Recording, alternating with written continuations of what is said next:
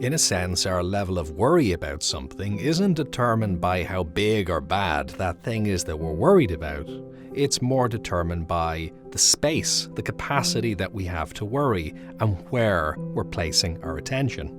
Now, don't get me wrong, that doesn't mean that challenging things aren't challenging. Of course they are, but you can probably think of examples in your own life, and you can probably think of examples of other people where there's a major challenge going on, but they're dealing with it rather well. They're maybe even being energized to rise to the occasion and do whatever they can in a constructive way about it. And then there are the opposite examples.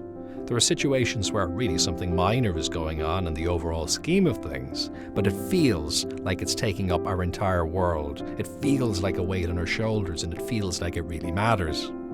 So that difference is interesting because it kind of gets you thinking. Well, can we use that? Can we create a bit more space around some of the concerns that we have? And often what the problem is we're using our creativity and intelligence, which is a great thing, and we're focusing in on something specific, and we're becoming, in a way, hypnotized by it. Like when you read a book and you forget about the surroundings around you and you just get caught up in that story. Whether it's scary or whether it's funny, either way, that consumes your attention. So of course, in that case, what you're focusing on not only is only a part of your experience, but it's not even real, it's fiction. But still, we get caught up in it.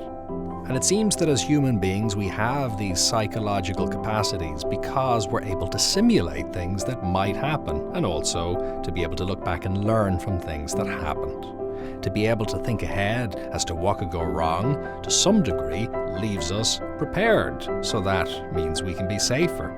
But the problem is, sometimes we spend so much time thinking ahead or thinking back that we disconnect ourselves from the very moment that we're in, and that is unfortunate.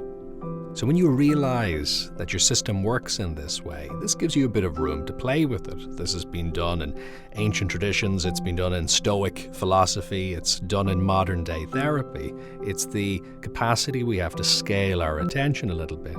It doesn't mean we need to ignore any challenges that are there. They may need appropriate attention, but we can put them into scale compared to other aspects of our life, other things that are maybe going well, or other priorities that we have.